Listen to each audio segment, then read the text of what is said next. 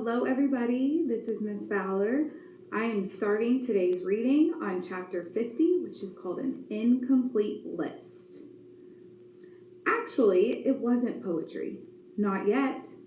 So far, it was just a list of words that he wanted to turn into a poem. The first word on the list was jelly. Jelly was followed by giant donut, which was in turn followed by sprinkle. The list continued on with these words: Rita, sunny side up, Pascal, giant squid, little shepherdess, vanquished, capacious, quark, universe, expanding, blunder meson, banished, and the list ended with the words of Dr. Michon's goodbye. I promise to always turn back towards you.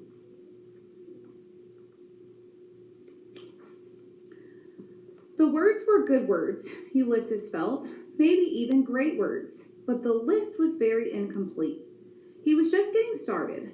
The words needed to be arranged, fussed with, put in the order of his heart.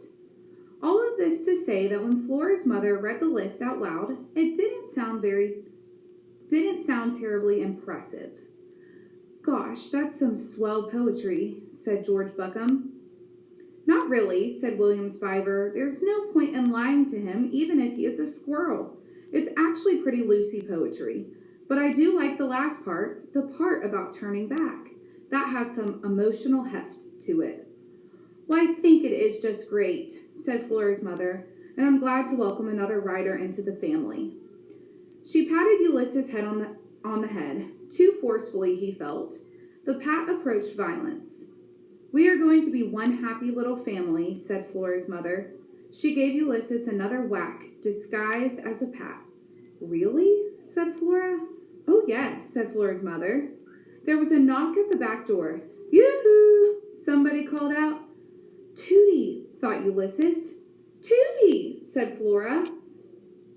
Mrs. Tickum, said Flora's mother. Do, come in. We were just reading some words that squirrel typed. Huh. We were just reading some squirrel poetry. William, said Tootie, I've been calling and calling you. I didn't hear you.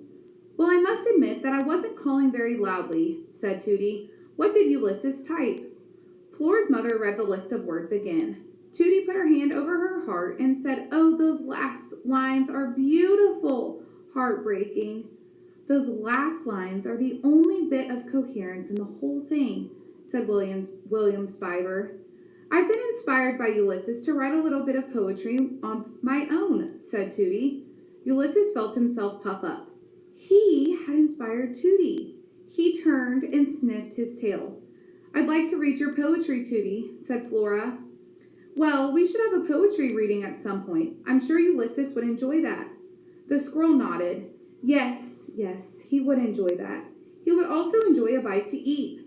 Dr. Meesham's jelly sandwiches had been wonderful, but that was a long time ago. He would like to eat, and he would like for Tootie to read poetry to him, and he would like to work on his own poem. Also, he would like for Flora's mother to quit pounding him on the head, which she was doing again now. William, said Tootie, your mother called for you. Did she? Said William Spiver. His voice was squeaky with hope. Really? Did she ask for me to come home? Unfortunately not, said Tootie, but it's dinner time. Come home with me and eat something. Home, thought Ulysses. That's a good word. And dinner is a good word, too. He turned back to the typewriter and he searched for the H. This is chapter 51, Possessed. Things were very strange. Her mother insisted that they sit together at the dining room table, the three of them. She also insisted that Ulysses sit in a chair, which was ridiculous because if he sat in a chair, he wouldn't be able to reach the table. He can sit here with me, said Flora. Oh, no. I want him to feel welcome. I want him to know that he literally has a chair at our table. Her mother had held the chair out and Ulysses had climbed onto it. And then she slid the chair all the way under the table. It was enough to break your heart, watching, he whispered, hopeful face as it disappeared beneath the tablecloth. If her mother hadn't been acting so strange, Flora would have said something, would have argued more. But her mother was acting strange. Very, very strange. Not only was her voice robotic, she was also saying things that she never would have said before, expressing sentiments that seemed to be at odds with the mother Flora had always known. For instance, wanting a squirrel to have a chair at the table. For instance, encouraging Flora to have a second helping of macaroni cheese. For instance, saying nothing about Flora's potential stoutness as Flora consumed the second helping of mac and cheese. It was terrible, as if her mother were possessed. Terrible things can happen to you had done an issue entitled Devils, Dibbics, and Curses. Although throughout history, people who acted strange have been accused of being inhabited by the devil or a demon, or an alien from outer space. According to Terrible Things, these people were most likely not possessed. Rather, their psyches had been pushed by extraordinary events to the breaking point, and they had experienced a sort of nervous collapse. Flora's guess was that a typing, flying squirrel was much more than Flora's mother's sight could manage. She had been pushed to the brink. She was suffering from some kind of nervous breakdown. Either that, or she was possessed. Of course, Flora's father had been pushed to the brink too, but everything to do with Ulysses had affected him differently. It had cheered him up somehow, maybe because the holy begumbus of it all had reminded him of Incandesto and Dolores, and also of the possibility of impossible things. "Can't I come live with you?" Flora had said to her father when he left that night.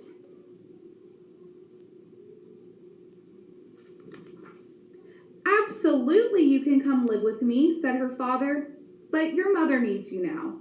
"She doesn't need me," said Flora. "She said that her life would be easier without me." "I think that your mother has forgotten how to say what she means," said her father. "Plus," said Flora, "she hates Ulysses. I can't live with someone who hates my squirrel." "Give her a chance," said her father. "Right," said Flora. As her father left the house that night, Flora had whispered the words of Dr. Meacham's goodbye to him, and even though there was no way he could hear her, Flora was disappointed by her father when her father didn't turn around back towards her. But anyway, here she was giving her mother a chance, which as far as Flora could tell meant watching Phyllis Buckham use the candle at the dining room table to light cigarette after cigarette. Flora fully expected that at some point her mother's hair would catch on fire. What did you do when somebody's hair caught fire? It had something to do with a throw rug. You beat them over the head with a throw rug. That was it. Flora looked around the dining room. Did they even own a throw rug? She caught sight of the little shepherdess standing at the bottom of the stairs. Mary Ann was looking at Flora and her mother with a jaded and judgmental eye. For once, Flora agreed with the lamp. Things were out of control. Her mother said, "Well, it is such a delight to spend time with the members of my family, rodent and otherwise, but my head hurts, and I think that I will go upstairs and rest my eyes for a while." "Okay," said Flora. "I'll clear the table."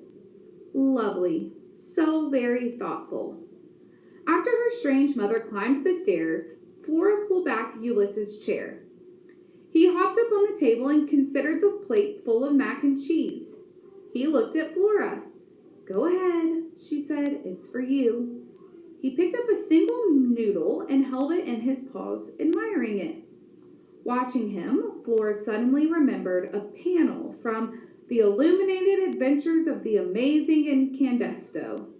It was a picture of Alfred T. Slipper standing at a darkened window.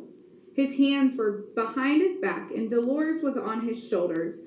And Alfred was looking out the window saying, "I am alone in the world, Dolores, and I am homesick for my own kind." The squirrel ate the noodle and picked up another. There was cheese sauce on his whiskers. He looked happy. "I'm homesick," said Flora. "I miss my father." Ulysses looked up at her. I miss William Spiver. Talk about a sentence you could never predict you would say. I even miss my mother, thought Flora, or I miss the person she used to be. It was dark outside. Her mother was upstairs. Her father was at the Blixen Arms. William Spiver was next door. The universe was expanding, and Flora Bell Buckman was homesick for her own kind. This is chapter 52. Is there a word for that?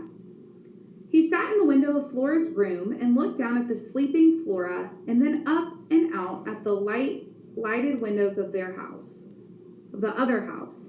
He thought about the words he would like to add to his poem. He thought about the music at Dr. Meacham's house, the way the voices sounded singing. He thought about the look on Mr. Claus's face when he went sailing backward down the hallway. Was there a word for that? Was there a word for all those things together? The lighted windows and the music and the terrified, disbelieving look on a cat's face when he was vanquished. The squirrel listened to the wind blowing through the leaves on the tree. He closed his eyes and imagined a giant donut with sprinkles on top of it and cream inside. Or jelly, maybe. He thought about flying. He thought about the look on Flora's face when her mother said that life would be easier without her. What was a squirrel supposed to do with all of these thoughts and feelings? Flora let out a small snore. Ulysses opened his eyes. He kept them open until the lights in the windows of the other houses went off one by one, and the world went dark except for a single streetlight at the end of the block. The streetlight fizzled into darkness and then flared back to life and then fizzled again. Darkness, light, darkness, light. What Ulysses wondered, does the streetlight want to say? He thought about William Spiver. He thought about the word banished and the word homesick. He imagined typing the words and watching them appear on the paper letter by letter. Flora had told him before she went to sleep that she thought it would be a good idea if he didn't type anything for a while, at least not on her mother's typewriter. It seems to provoke her, she said. I think your typing poems and flying around the kitchen kind of made her have a nervous collapse or something. She had said this, and then she had given him a sad look and closed the door to the bedroom. I closed the door as a reminder, okay? No typewriter, no typing.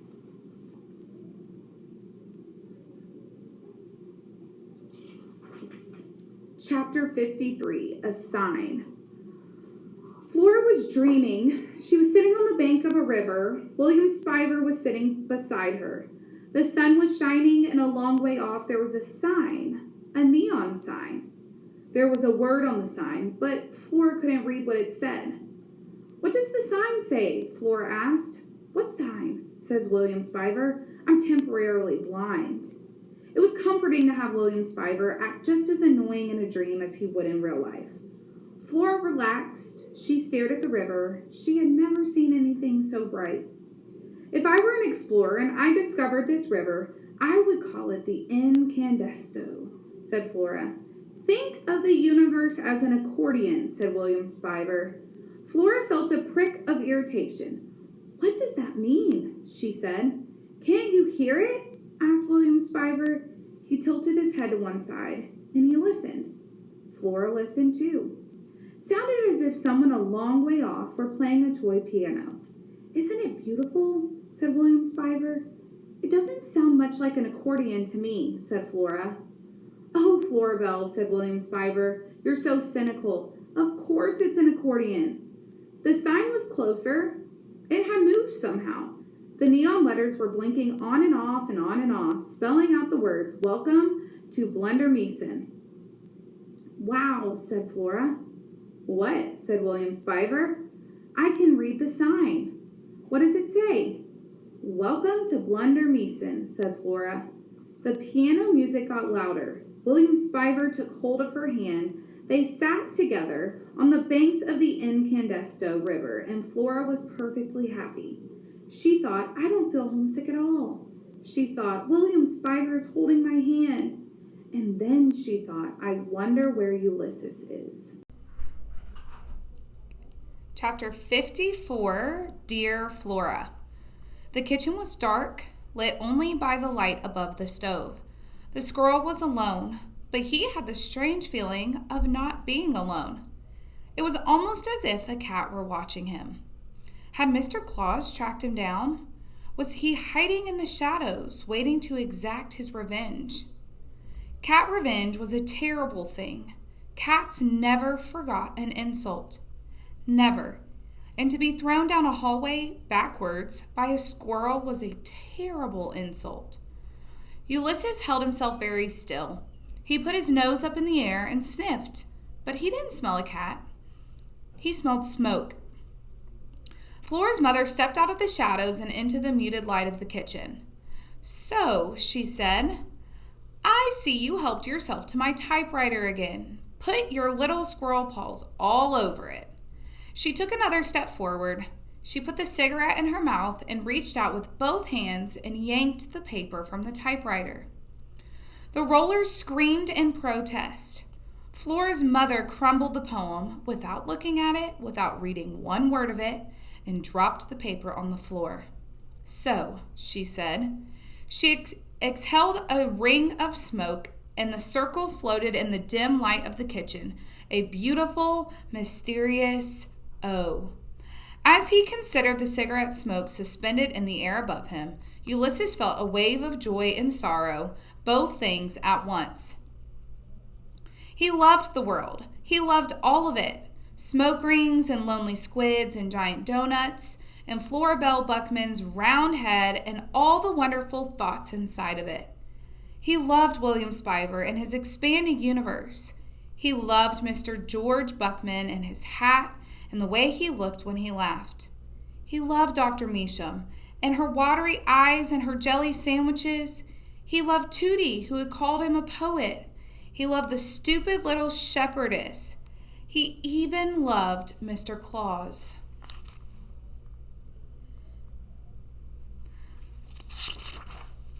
He loved the world, this world. He didn't want to leave. Flora's mother reached past him and picked up a blank piece of paper and rolled it into the typewriter. "You want to type?" she said. He nodded. He did want to type. He loved typing. "Okay, let's type. You are going to type what I say." But that went against the whole point of typing. Typing what someone else said? "Dear Flora," said Flora's mother. Ulysses shook his head. "Dear Flora," said Flora's mother again in a louder, more insistent voice. Ulysses looked up at her. Smoke exited her nostrils in two thin streams. "Do it," she said. Slowly, the squirrel typed the words, "Dear Flora." And then, stunned into a dumb willingness, he typed every terrible, untrue word that came out of Phyllis Buckman's mouth. The squirrel took dictation. That's the end of chapter 54.